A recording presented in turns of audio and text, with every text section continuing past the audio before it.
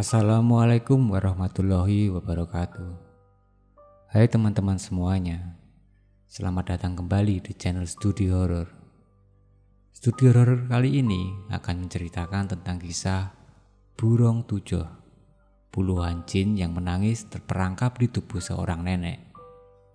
Cerita misteri ini bersumber dari @payung hitam. Lalu seperti apa kisah kali ini? Mari kita simak bersama-sama. Ini cerita aku dapat dari penonton @Rizka Wadiono yang sudah dikirimkan file Word-nya ke kami. Dan yang paling penting, kami sudah diizinkan dari pihak pengirim. Ceritanya ini diceritakan ulang dalam bentuk tweet di payung hitam. Narasumber minta buat gak sebutin seluruh nama daerah tempat kejadian ini. Mohon yang tahu dikip sendiri aja.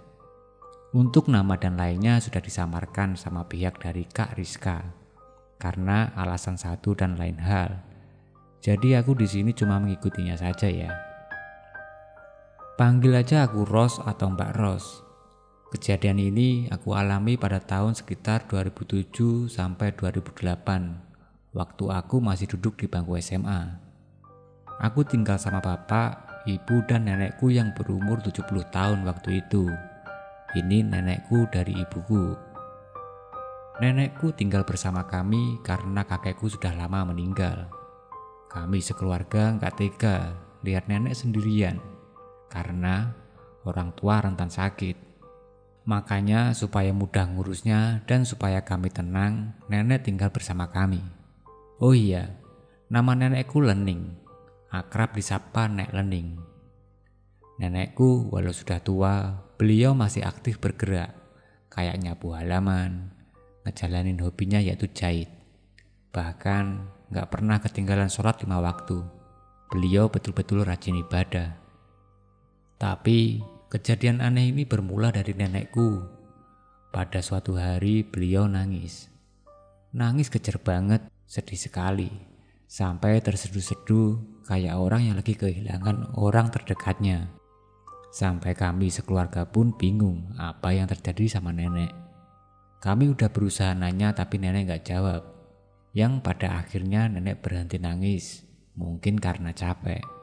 Akhirnya beliau pun tidur. Kami rencananya nanya esok harinya aja, waktu nenek udah agak mendingan dari sedihnya. Besoknya ibuku yang nanya ke nenek ada apa semalam nangis. Tapi jawaban nenek cuma ngerasa sangat-sangat bersalah sama seseorang. Beliau betul-betul menyesali perbuatannya yang entah apa itu. Karena setiap ditanya, pasti dialihkan sama nenek. Jawabannya selalu ngelantur. Hari-hari kami jalani yang mana nenekku masih suka nangis sesekali. Tapi gak sering, dan kami pun gak mikir kemana-mana. Tapi di akhir tahun 2007, nenekku semakin intens atau sering nangisnya. Bisa-bisa 1 minggu beliau nangis setiap hari. Kami semakin bingung. Gak tega juga lihat nenek yang selalu sedih. Ditanya pun jawabannya selalu di inti yang sama. Menyesali perbuatannya dulu. Tapi kami gak tahu apa yang nenek berbuat dan pada siapa beliau merasa bersalah. Kekhawatiran kami ini tanpa kami sadari adalah awal dari sesuatu yang akan menimpa kami ke depannya. Ibu juga beberapa kali nanya ke warga desa yang siapa tahu paham soal apa yang dialami nenek. Akhirnya, ibu yang aktif ikut pengajian setiap Jumat sore di masjid nanya ke Pak Ustadz yang memimpin pengajian. Ibu mikirnya pasti Pak Ustadz ini paham sama apa yang dialami nenek. Di pengajian itu Pak Ustadz minta untuk berkunjung ke rumah kami supaya ketemu langsung sama nenek. Beberapa hari kemudian Pak Ustadz datang ke rumah kami. Niatnya nenek diarahkan supaya gak sedih lagi. Mendekati Tuhan, memohon ampun dari kesalahan dan lain-lain. Tapi sebelum dinasihati Pak Ustadz, pertanyaan Pak Ustadz pun gak ada yang terjawab logis sama nenek. Malah jawabannya makin ngelantur. Kayak contoh, nenekku menyesal karena pernah potong rambut terlalu pendek.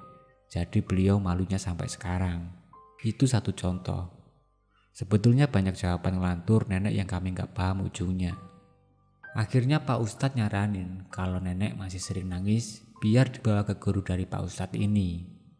Tapi memang rumahnya jauh dari desa kami, udah beda kabupaten malah. Karena lokasinya yang terlalu jauh itu, kami nggak langsung bawa nenek ke sana, walaupun nenek masih beberapa kali nangis. Kami ke sana juga harus rombongan. Ya, yang pasti ibu, bapak, aku Pak Ustadz, belum lagi nenek, dan harus pakai mobil atau angkutan umum. Sedangkan keluarga kami nggak punya mobil. Semakin hari keadaan nenek semakin parah. Kami juga nggak jarang dibuat merinding dan kesal. Beberapa kali kami lihat nenek sholat nggak hadap ke kiblat. Hari ini misal hadap ke selatan, besok ke utara, besok ke barat, random pokoknya. Bapak juga udah ingetin ke nenek kalau arah kiblatnya salah. Tapi tetap aja, besoknya diulangi lagi. Dari sikap pun perlahan berubah. Nenek lebih temperamen, suka marah-marah yang gak jelas alasannya apa. Ibu juga akhirnya sering sakit hati sama perkataan nenek. Bahkan sampai buat ibu nangis. Nenekku rasanya bukan orang yang sama lagi. Sering banget ibu ribut cuman karena hal sepele. Sikap nenek betul-betul berubah. Tadinya nenek orang yang sangat lembut. Salah satu perkataan yang paling nyakitin hati ibu itu, nenek pernah bilang beliau nyesel setengah mati udah ngelahirin ibu. Nggak cuma ibu, bapak pun dibuat tersinggung sama perkataan nenek yang katanya nenek juga nyesel udah nikahin ibu sama bapak. Nenek bener-bener gak pernah bilang begitu sebelumnya. Setelah itu nenek mulai sakit-sakitan. Tapi sakitnya pun kita nggak paham sakit apa. Nanti sakit perut, nanti kakinya sakit sampai nenek nggak bisa bangun. Besoknya bisa lain lagi sakitnya. Karena itulah kondisi nenek akhirnya makin memburuk. Selain fisik, tapi sikapnya yang mulai aneh, nenek juga cuma bisa berbaring di kasur. Nggak bisa bangun lagi. Kami akhirnya ngebawa nenek ke guru dari Pak Ustadz yang sudah aku ceritain tadi. Kami berangkat, aku, ibu, nenek, bapak, Pak Ustadz, dan beberapa warga. Rombongan dengan mobil tetangga yang kami pinjam pergi ke rumah guru dari Pak Ustadz. Kami menempuh perjalanan selama 6 jam. Sesampainya di sana, kami langsung ceritain semua keluhan yang nenekku derita. Diperiksalah nenek dengan Pak Dullah. Gak lama Pak Dullah langsung memasang raut wajah takut. Setelah diperiksa, Pak Dullah ngajak bapak ngobrol menjauh dari kami ke belakang rumahnya. Yang Pak Dullah katakan pada bapak kayak gini. Begini Pak, mohon maaf sebelumnya. Bukan maksud saya menuduh atau berprasangka buruk dengan Ibu Laning. Tapi demi kebaikan, jadi saya mau nanya dengan bapak. Apakah Ibu Laning sebelumnya pernah menggunakan ilmu-ilmu hitam? Atau Bu Laning pernah bersekutu dengan jin? Tanya Pak Dullah. Bapak yang dengar itu kaget, tapi juga bingung karena perasaan bapak, nenek gak pernah melakukan hal aneh. Untuk lebih jelasnya, bapak manggil ibu buat nanya lebih detail karena ibu anak kandungnya. Menurut ibu pun nenek gak pernah masuk ke dunia ilmu hitam. Bapak dan ibu pun bingung. Namun menurut Pak Dullah, nenekku ternyata sedang dihinggapi jin yang sangat kuat di tubuhnya. Pak Dullah sebut jin ini Burung Tujoh yang terkenal juga di masyarakat daerah kami. Mengeluarkan jin ini pun gak mudah, sangat sulit. Hanya orang-orang tertentu yang bisa. Sedangkan Pak Dullah jauh dari kata sanggup. Maka dari itu, Pak Dullah tanya, apakah nenekku memeliharanya? Kalau betul iya, Pak Dullah mau tahu di mana dapetin ilmu itu. Kalau kita udah tahu di mana dapatnya, kita bisa cari solusi untuk melepasinya. Untuk sementara, ibu dan bapak ngekip persoalan apa yang terjadi sama nenek. Takutnya ngebuat pandangan jelek untuk keluargaku terutama nenek. Karena kita semua belum tahu pastinya nenek pelihara jin atau enggak. Kalau kesebar ke orang-orang nenek pelihara jin kan bener-bener gak enak kesannya. Kita akhirnya pulang dengan keadaan nenek yang belum sembuh. Selama di rumah Pak Dullah pun, gelagat Pak Dullah kayak segan mandang nenek. Padahal nenek biasa aja di sana, cuma duduk diam di kursi roda. Iya, kami bawa nenek dengan kursi roda karena di situ nenek sedang gak kambuh. Sampai di rumah, ibu dan bapak langsung nanya ke nenek perihal pelihara jin. Tapi nenek ngaku gak ngerti soal jin, apalagi sampai melihara jin dan belajar ilmu hitam. Ibu dan bapak sebenarnya setengah percaya setengah enggak. Kami semua cuma bisa berdoa karena semakin hari kondisi nenek semakin memburuk parah. Kami semua kebingungan karena enggak ada solusi apapun. Kami mikir juga, di sisi lain selain hal karena burung tujo, bisa jadi nenek seperti ini karena faktor usia. Karena semakin tua, perasaan manusia bakal lebih sensitif. Menurut masukan dari beberapa kerabat dan warga pun sama, untuk memaklumi sikap dan fisik nenek karena faktor usia. Itulah beberapa hal yang buat kita mikir dua sisi. Setelah penderitaan panjang, nenek akhirnya meninggal dunia di hadapan ibu subuh-subuh. Sebelumnya, sempat nenek merintih kesakitan waktu ibu berusaha ngebangunin beliau. Setelah merintih, barulah beliau menghembuskan nafas terakhirnya. Singkat cerita, pagi itu juga kami ngurus pemakaman nenek dibantu warga desa yang juga ngumpul di rumahku. Siangnya, nenekku sudah selesai dipocongin dan siap dimakamkan. Tapi di situ, nenekku mengeluarkan suara tangisan. Gimana gak panik dan kaget kami semua. Nenek ngeluh, katanya kaki dan tangannya sakit gak bisa digerakin. Ya karena memang udah dipocongin. Posisi keluargaku di situ antara senang dan sedih karena nenek bangun lagi, tapi juga heran kenapa bisa. Karena kami yakin denyut nadinya dan nafasnya pun udah gak ada tadi. Bahkan kulit nenek udah rontok pas dimandiin. Kami akhirnya membuka seluruh kafan. Disinilah nenek mulai berhenti nangis dan bangun duduk dari tidurnya. Wajahnya berubah, ekspresinya datar. Kemudian ngeliatin semua orang di ruangan itu dengan tatapan yang aneh. Beliau melototin satu persatu orang dengan tatapan mirip ayam atau burung. Gerakan matanya patah-patah, melotot tanpa ngedip sedikit pun. Aku benar-benar ketakutan. Semua orang yang ada di ruangan itu ketakutan, gak mau beradu mata. Selesai melototin kita semua, nenek kembali nangis. Akhirnya, Pak Ustadz yang melerai semuanya untuk mendoakan nenek. Semuanya yang ada di ruangan mengikuti doa Pak Ustadz. Setelah doa, nenek digotong ke kamar lalu dibaringkan. Kami merasa ini betul ada yang gak beres. Tapi cuma aku, ibu, bapak yang tahu kemungkinan kalau nenek pelihara jin. Aku tahu kemungkinan nenek pelihara jin ya cerita dari ibu. Ibu selalu beri pesan ke aku untuk gak buka mulut mengenai ini. Tapi kayaknya warga desa udah mulai menduga nenekku ada yang gak beres. Tapi entah apa yang ada di pikiran warga. Yang jelas pasti ada di antara mereka yang berpikiran masalah nenekku ini ada sangkut pautnya dengan jin. Setelah kejadian nenekku bangun lagi dari meninggalnya, beberapa bagian tubuh nenek mulai membusuk. Bahkan sampai ngeluarin bau busuk. Untuk meminimalisir bau, kami menabur kapur barus di sekitar nenek. Pagi, siang, malam, nenek masih tetap nangis. Dan nenek pun seperti udah gak bisa ngomong lagi selama sebulan. Sampai suatu malam jam 9, nenek tiba-tiba manggil ibu. Malah kami semua yang datang, karena nenek akhirnya bisa ngomong. Ternyata malam itu nenek minta sholat. Bapak bilang lebih baik sholat dalam posisi berbaring dan gak perlu wudu. Tapi nenek maksa buat ke kamar mandi. Ya udah, akhirnya nenek diantar untuk ambil air wudu dengan dipopong. Tapi di situ, nenek tiba-tiba bangun sendiri tanpa bantuan dan jalan sendiri. Walaupun awalnya jalan sempoyongan, tapi kita tetap bingung, tiba-tiba bisa jalan. Ibulah yang ngantar nenek ambil wudu sambil dituntun.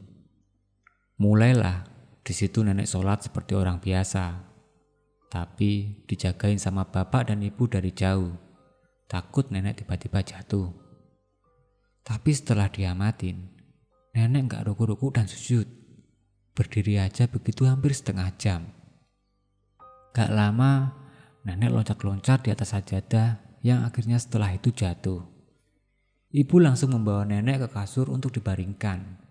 Posisi nenek gak sadarkan diri, tapi matanya menatap kosong melotot ke langit-langit kamar. Makin parah lagi setelah kejadian barusan. Nenek gak mengedipkan matanya sama sekali. Udah berulang kali Pak Ustadz diminta untuk datang mendoakan, tapi gak ada hasil apapun. Kemudian, masalah ini akhirnya merembet ke seluruh warga desa tempatku tinggal. Tepat seminggu setelah kejadian yang tadi aku ceritakan. Suatu sore, ibu lagi masak di dapur. Lalu, tiba-tiba dengar suara nenek nangis. Yang buat aneh, suaranya berasal dari halaman belakang. Nenek masih belum bisa bangun, bahkan ngomong saat itu. Akhirnya, ibu cek ke belakang. Di sana gak ada siapapun dan suaranya hilang. Barulah ibu lari ke kamar nenek. Di sana nenek ternyata masih terbaring lemas. Aku yang bingung langsung tanya ke ibu, sebetulnya ada apa? Tapi gak langsung dijawab. Barulah setelah bapak pulang kerja malamnya, ibu cerita soal tadi sore. Dan makin memperkuat dugaan kita kalau ada yang gak beres sama nenek. Lagi-lagi kita, terutama ibu yang minta ke bapak buat cariin orang yang bisa nanganin nenek. Sudah kasihan banget kami sama nenek. Malam itu kita usahain lewatin untuk tetap tenang. Tapi tiba-tiba ada yang ketuk pintu, terkesan buru-buru dan ketakutan. Ternyata itu beberapa pemuda desa. Pemuda itu bilang ngelihat nenek ada di lapangan kosong di desa kami. Karena bingung nenekku mau apa, disamperin lah. Pas dideketin, mau ditanya, nenekku langsung ke arah pohon dan manjat dengan cepat. Terus menghilang gitu aja. Itu jelas banget mereka lihat. Betul-betul jelas. Setelah itu bapak langsung cek ke kamar nenek. Ya nenek masih ada di posisi yang sama, terbaring. Pemuda itu akhirnya pulang ke rumah masing-masing karena sudah malam juga. Ibu mengaitkan kemiripan kejadian yang sama kayak yang dialaminya sore tadi. Cuma bedanya ibu dengar suaranya saja. Besok harinya, bapak sampai izin gak masuk kerja cuma buat nyariin orang pinter buat nenek yang dibantu Pak Ustadz. Berhari-hari nyari orang pinter gak juga dapat. Tapi keluhan warga yang lapor ke kami soal ngelihat nenek berkeliaran makin banyak. Kayak mereka ini diteror dengan nenekku. Contoh teror yang dialami sama warga yaitu ngelihat nenek duduk di teras. Bahkan sering juga yang dengar nenek nangis. Padahal semenjak sebulan lalu nenek gak pernah nangis lagi. Tubuhnya cuma terbaring, mandangin langit-langit sambil melotot. Bersuara pun cuma menggeram. Entah bagaimana kabar ini tersebar. Akhirnya warga menilai nenekku memelihara jin. Bahkan keluarga kami pun dibilang melihara jin. Tapi ada juga warga yang simpati karena musibah yang menimpa kami. Warga desa juga banyak yang saranin untuk didatangkan beberapa orang pintar. Tetap hasilnya nihil. Ya udah, ujungnya nelpon ke Pak Dullah lagi, guru dari Pak Ustadz. Kenapa ke Pak Dullah lagi ya? Karena cuma beliau lah yang paling detail kasih tahu infonya. Pak Dullah datanglah akhirnya, yang langsung kaget ngelihat nenek, yang betul-betul kondisi badannya banyak yang busuk. Kulit mengelupas, mengeluarkan bau yang gak enak. Seolah kayak mayat hidup, cuma bisa menggeram dan bernapas saja. Di situ, Pak Dullah menerawang sebisa beliau tanpa ngobatin. Simpelnya, menurut beliau, ada banyak jin yang terperangkap di tubuh nenekku. Ini bukan nenekku lagi, jiwa nenekku sudah gak ada di raga itu. Jiwa nenekku terpaksa keluar karena sudah terlalu pengap di sana. Terlalu banyak jin yang terperangkap. Ini semua akibat burung tujoh. Iya, burung tujoh. Ini membuka pagar badan manusia sampai nyedot semua jin yang ada di sekitar. Jin itu akhirnya terperangkap dan gak bisa keluar. Terkuncilah. Jin-jin itu juga banyak yang nangis di dalam sana. Kami juga penasaran soal burung tujoh yang menyerang nenek. Jadi ternyata burung tujoh itu bentuknya bukan menyerupai burung. Jadi burung tujoh itu bahasa daerah kuno dari daerah kami yang artinya jin tujuh. Lalu soal bentuk aslinya juga nggak bisa dipastikan kayak apa. Orang-orang yang bisa menguasai burung tujoh sudah pasti bisa menguasai semuanya atas kehendak burung tujoh. Dan sudah pasti orang-orang tersebut bukan orang baik. Mereka musyrik, lupa akan peran Tuhan. Tapi semoga nenekku punya tujuan yang baik melihara burung tujoh ini.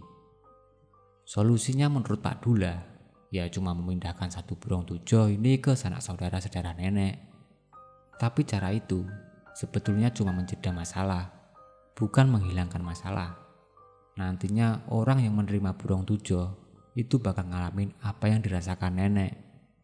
Pak Dula juga bilang, sebetulnya nenek sedang berjuang untuk meninggal, tapi sulit karena burung tujoh ini. Dan beliau terus terang juga gak sanggup untuk langsung ngeluarin dan ngebuang burung tujoh. Itu bisa berisiko besar juga untuk beliau dan merembet ke anak cucunya. Selain itu, Pak Dula gak menguasai burung tujoh. Jadi kalau untuk sementara, selama kami cari orang pintar yang bisa, burung tujoh bisa dipindahkan ke sanak saudara-saudara. Kami ketakutan dan cuma bisa nahan nangis. Kami takut kami bakal mengalami hal yang sama kayak nenek. Karena kita bingung, masalah ini seperti gak ada solusi yang tepat. Singkat cerita, masalah keluarga kami ini sudah menjadi isu geger di desa kami. Entah bagaimana, gak lama datang seorang suami istri, panggil saja namanya Pak Ibnu. Aku awalnya bingung siapa Pak Ibnu ini. Aku sama ibu gak kenal. Mungkin tamu bapak. Tapi ternyata bukan. Pak Ibnu datang lalu memperkenalkan diri. Pak Ibnu juga minta langsung bertemu nenek. Kami ajak akhirnya beliau ke kamar nenek. Di situ Pak Ibnu langsung nangis. Aku sama ibu bingung banget. Sebetulnya Pak Ibnu ini ada hubungan apa sama nenek? Pak Ibnu lalu menjelaskan, tapi sebelumnya beliau menekankan kalau nenek begini bukan salah nenek sendiri. Dan Pak Ibnu minta maaf sebesar-besarnya dengan apa yang terjadi sama nenek. Dan inti kenapa nenek bisa begini, karena pernah terjerat masalah yang gak bisa diceritakan di sini oleh almarhum bapak dari Pak Ibnu ini. Sebut saja namanya Pak Jamil. Masalah ini sangat privasi, jadi aku gak bisa ceritain lagi ya. Intinya masalah besar waktu Pak Jamil ini masih muda, dan nenekku juga masih muda. Pak Ibnu betul-betul menyesali perbuatan ayahnya yang sampai membuat nenek jadi begini. Pak Jamil waktu itu benar-benar kecewa banget sama nenek, yang akhirnya dikirimi burung tujoh 3 tahun setelah nenekku menikah pada tahun 67. Tujuan dari santet burung tujoh ini juga bukan untuk orang cepat mati. Tapi justru sebaliknya, jin ini gak akan langsung bereaksi. Tapi ketika korbannya mendekati ajal, barulah jin ini mulai menjalankan tugasnya. Kami sebetulnya gak mau terlarut dalam hal musyrik ini. Tapi saat itu, kami sudah kalut dan gak bisa lagi mikir positif. Pak Ibnu tahu semua ini karena diceritakan ibunya. Yang sebetulnya, waktu itu ibunya Pak Ibnu pun gak setuju Pak Jamil ngirim santet ini ke nenekku. Pak Ibnu terus-terusan meminta maaf pada kami. Selain kondisi nenek, keluarga kami yang jadi banyak cobaan, ditambah desas-desus warga yang bilang nenekku melihara jin. Jadi karena itu, Pak Ibnu selaku perwakilan dari almarhum Pak Jamil ayahnya memohon maaf sebesar-besarnya. Mengenai bagaimana caranya terlepas dari burung tujoh ini, sebetulnya Pak Ibnu gak menyarankan dipindahkan ke anak cucu dan siapapun untuk tumbal. Walaupun Pak Ibnu belum tahu juga solusinya, tapi beliau janji terus mengawal keluarga kami sampai nenek sembuh sebisa beliau. Kami cuma dapat jawaban tanpa solusi. Sementara keadaan nenek yang makin buruk seperti mayat hidup. Belum lagi warga yang selalu ketakutan. Teror dari sosok menyerupai nenekku masih berkeliaran. Bahkan orang-orang enggan lewat depan rumahku. Singkat cerita, setahun kemudian Pak Ibnu akhirnya menemukan orang yang bisa mengendalikan burung tujoh. Sebetulnya bukan orang yang mempelajari ilmunya, tapi hanya sekedar keturunan dari kakeknya yang bisa menguasai burung tujoh. Di sini orang pintar itu mengklarifikasikan Kalau sebetulnya burung tujuh nggak sesulit yang dibayangkan orang-orang.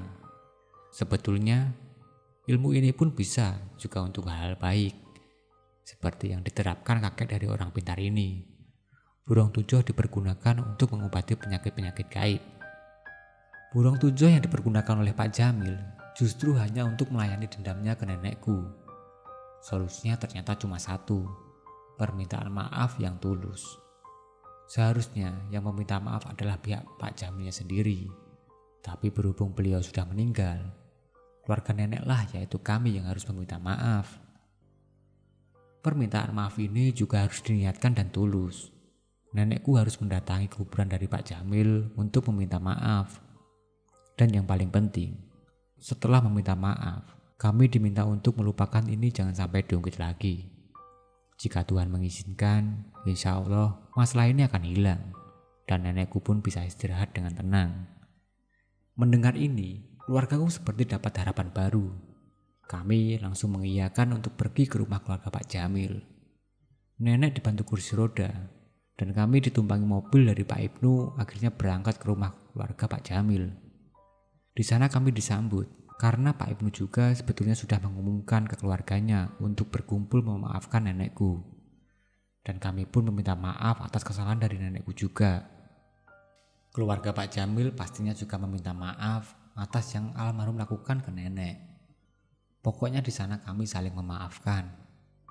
Setelah kunjungan kami ke sana, di rumah kami diadakan doa bersama. Keluarga dari Pak Jamil pun ikut bantu persiapan kami mengaji. Kami berdoa semoga Tuhan menghendaki nenekku. Kami akhirnya lebih dekat dengan keluarga Pak Jamil, seperti keluarga sendiri. Itu juga karena perasaan keluarganya yang merasa betul-betul bersalah. Singkat cerita, beberapa hari setelah pengajian itu, nenekku betul-betul meninggal. Banyak sekali dukun atau orang pintar yang datang waktu nenek meninggal, meminta burung tujuh yang sudah total keluar dari tubuh nenekku. Ternyata burung tujuh ini menurut orang-orang yang paham sangat dicari-cari dan mahal. Selama proses membuangnya pun kami dibantu dengan bapak yang tadi aku ceritakan, yang keturunan pemilik burung tujuh itu. Kami juga sekeluarga nggak mengizinkan untuk orang lain memiliki burung tujuh tersebut karena takut lagi disalahgunakan. Begitulah pengalaman hidupku dan keluargaku yang betul-betul nggak mengenakan. Dendam itu berbahaya teman-teman. Jangan sampai kita punya dendam, banyak gak baiknya pokoknya. Dan yang perlu kalian ketahui ya teman-teman, cerita ini sama sekali gak dijual. Pihak dari Kak Rizka dan narasumbernya sudah mengizinkan cerita ini untuk di-share ke kalian semua. Karena narasumber berharap semua orang bisa ambil pelajaran dari apa yang sudah dialami dari kisah ini.